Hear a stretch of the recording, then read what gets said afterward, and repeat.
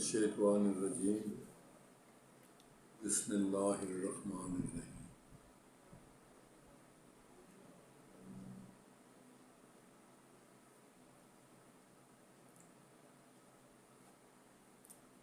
مجھے بچپن سے ہی تصوف سے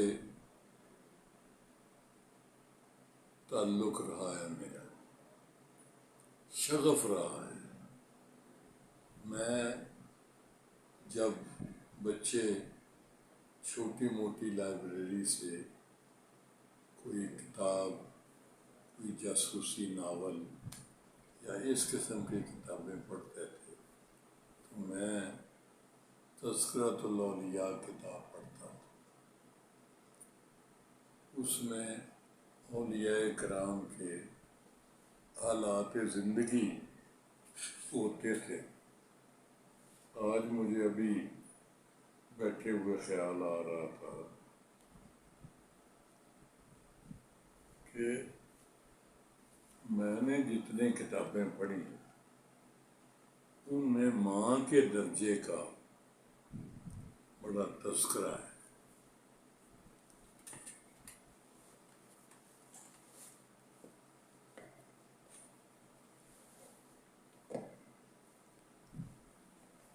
اللہ تعالیٰ کی شان ہے۔ میں بھی اکثر کہتا ہوں کہ جی اللہ اور رسول کے بعد سب سے زیادہ اگر میری نظر میں عزت، احترام اور قدر و منزلت ہے تو وہ میری والدہ کی ہے۔ رسول کریم صلی اللہ علیہ وآلہ وسلم سے کسی بندے نے حاضر خدمت ہو کے پوچھا کہ یا حضرت، اللہ اور رسول کے بعد مجھ پر سب سے زیادہ مقدم سلسلہ کس کا ہے؟ آپ نے فرمایا تیری ماں۔ اس نے پھر پوچھا، آپ نے کہا تیری ماں۔ تیسری مرتبہ بھی پوچھا تو آپ نے فرمایا تیری ماں۔ چوتھی مرتبہ جب پوچھا تو اس نے کہا تیرا والد، تیرا باپ۔ تو یہ بات واقعی ہے۔ اور پھر یہ کہ ماں کے رسول کریم صلی اللہ علیہ وسلم نے فرمایا کہ ماں کے قدموں میں جنت ہے۔ یہ بہت بڑی بات ہے اور اس کا بڑا تذکرہ اور ذکر ہوتا ہے۔ اور میں ہمیشہ اپنی ماں کو، اچھا پھر یہ کہ ماں کے چہرے کو دیکھنا عبادت ہے۔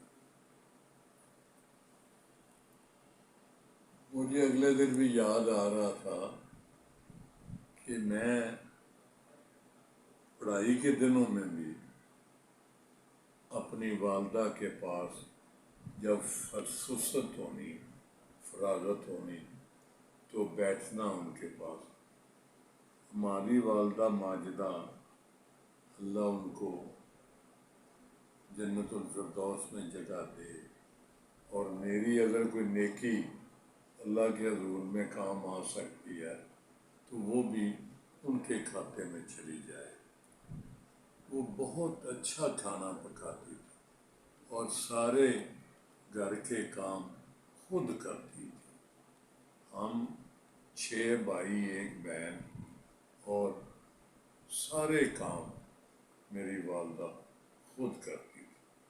میں نے اپنی والدہ سے محنت کرنے کا انداز، حوصلہ اور ہمت وہ اپنی والدہ سے پائی۔ میں اکثر جب والدہ صاحبہ جب انہیں ہانڈی روٹی کر رہے ہوں گے تو باورچی خانے میں ان کے پاس بیٹھتا تھا، اس نیت سے کہ میں اپنی والدہ کے چہرے کو دیکھوں۔ تو اس میں مجھے بڑی راحت نصیب ہوتی تھی کہ میں اپنی ماں کو دیکھ رہا ہوں، اور میرے ذہن میں اتر رہی ہوتی تھی یہ بات۔ اس وقت ان دنوں یہ نئے نئے ٹرانسسٹر آئے تھے، تو میری شروع میں عادت خبریں سننے کی، مقابلے کے امتحان کا ارادہ بہت بچپن سے تھا، تو اس لیے میں اکثر وہ خبریں سنتا تھا دیر سویر ساری۔ تو وہ خبریں لگی ہوئی تھی 5 بجے کی، مجھے اچھی طرح یاد ہے۔ تو اس میں خبر چل رہی تھی کہ سابق گورنر مغربی پاکستان ملک امیر احمد خان کو گولی مار کر ہلاک کر دیا گیا ہے۔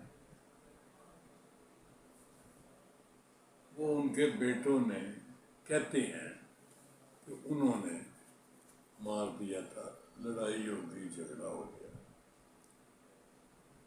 تو مجھے فوراً خیال آیا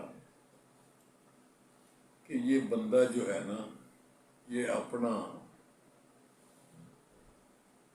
جو کیا ہوتا ہے نا اس کا پھل ضرور پاتا ہے۔ اب اس وقت میرے ذہن میں قرآن کریم کی آیت نہیں آ رہی جس کا معنی یہ ہے کہ ہم لوگوں کے درمیان دنوں کو بدلتے ہیں، حالانکہ بندہ وہی ہے، زمین ملک بھی وہی ہے، لیکن سسٹم بدل جاتا ہے۔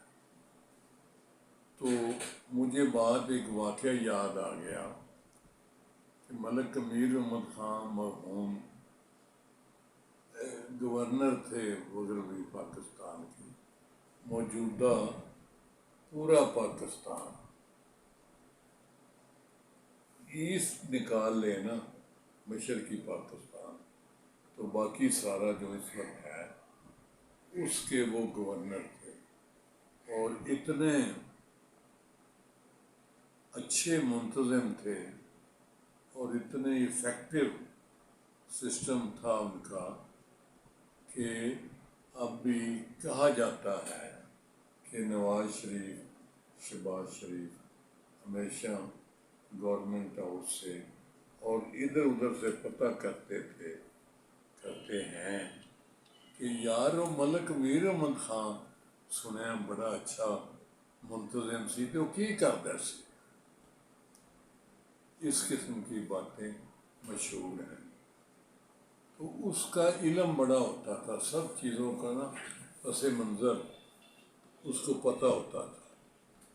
تو اس نے ایک بل پیش ہونا تھا اسمبلی میں ویسٹ پاکستان میں، تو اس نے کہا کہ یہ پیش نہ کریں،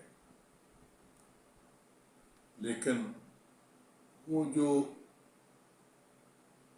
بندہ تھا جس نے پیش کرنا تھا وہ مصر تھا کہ میں ضرور پیش کروں گا، اور اس نے پیش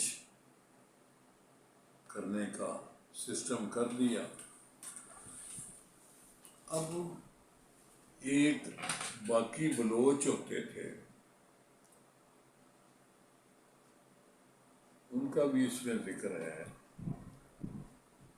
تو ایک صحافی کو ملنے کے لیے وہ ایم پی اے صاحب گئے، تو جو ہی انہوں نے وہ گھنٹی بجائی تو اندر سے وہ ایم پی اے صاحب نکلے، تو ادھر سے بندے آ گئے، انہوں نے گولی چلا دی، اور وہ گولی اس کو لگی اور موقع پر ہی ڈھیر ہو گیا، فوت ہو گیا۔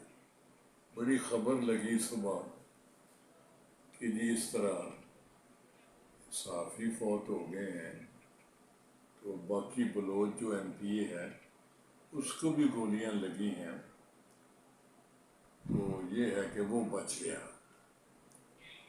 اور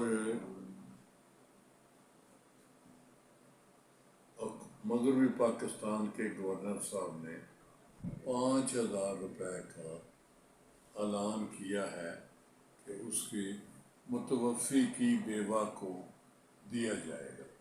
اس وقت 5,000 روپیہ بڑی رقم شمار ہوتی تھی۔ مجھے یہ خیال آیا کیونکہ اس وقت بھی یہ بات تھی کہ جی اس کو گورنر مغربی پاکستان نے مروایا ہے، تو مجھے فوراً میرے خیال آیا وہ تھا تلک الایام نداولها بین الناس، ہم لوگوں کے درمیان دنوں کو بدلتے ہیں، یعنی کل ملک امیر عمر خان کا زمانہ تھا تو اس نے اس کو مروا دیا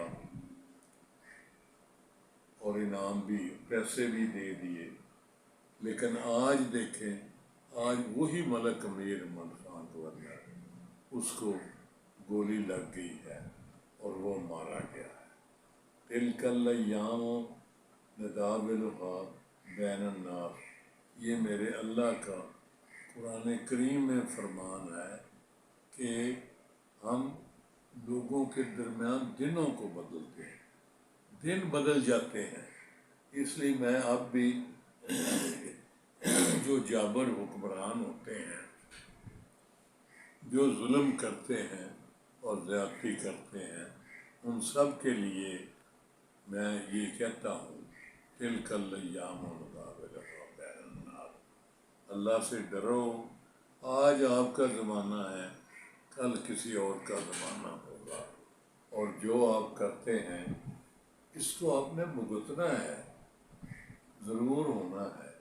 بہرحال بیشتر اس سے لمبی بات ہو جائے، میں نے اپنی والدہ کو یہ بات ساری سنائی اور بتائی کہ یہ اس خبر کا یہ پس منظر ہے۔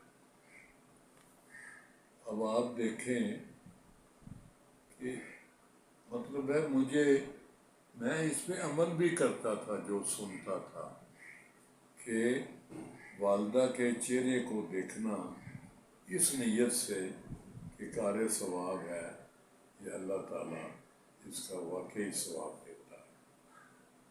رسول کریم صلی اللہ علیہ وسلم کا میں پڑھ رہا تھا کہ آپ ایک مہم پہ گئے تو سارا قافلہ ساتھ تھا، تو رستے میں وہ مقام آیا جس پر ان کی والدہ کی قبر تھی۔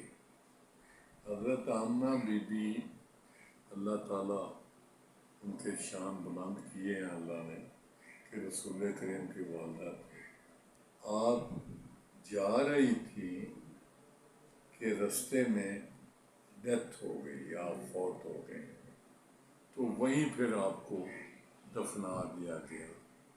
تو میں نے جو پڑھا ہے کہ رسول کریم صلی اللہ علیہ وسلم کی اس وقت عمر 5 سال تھی، ہو سکتا ہے ایسا ہی ہو، مجھے صحیح طرح سے یاد نہیں ہے۔ تو بہرحال مقصد یہ ہے کہ آپ وہاں قبر کے اوپر ہاتھ اس طرح جپا ڈال کے ساری رات روتے رہے، اور سارے لوگ انتظار کرتے رہے۔ رسول کریم صلی اللہ علیہ وسلم اپنی والدہ روتے رہے اپنی والدہ کے لیے، اور آپ نے ایک دفعہ یہ فرمایا کہ میں اگر میری والدہ کے زندہ ہوتی اور میں عشاء کی نماز پڑھ رہا ہوتا اور وہ مجھے حکم دیتی نماز کے دوران، محمد ادھر آؤ، تو میں وہ نماز توڑ دیتا، میں نماز چھوڑ دیتا، چھوڑ کے جاتا۔ یہ میں نے تو اب پڑھا ہے نا، میں نے واقعی پہلے بھی بچپن میں ایسی چیزیں پڑھ کے تو مجھے بھی بڑا خیال ہوتا تھا کہ یار اگر میری والدہ مجھے آواز دے اختر ادھر آؤ، تو میں نماز توڑ دوں۔ یا دوسری یہ بات ہے کہ میری ماں اگر جو کہے گی میں وہ اسی وقت کروں گا۔ اور دوسرا یہ کہ یہ میں نے بعد میں 2 فلمیں دیکھی جس میں ماں کے پاؤں کو چھوتے ہیں، مجھے نہیں پتا تھا، لیکن مجھے بڑا اچھا لگتا تھا ماں کے پاؤں کو چھونا۔ میرا دل تھا یار میں بھی اپنی ماں کے پیر چھواں، پیروں نو ہاتھ لاواں۔ تو یہ قدرتی بات ہے کہ آپ کو اپنی ماں سے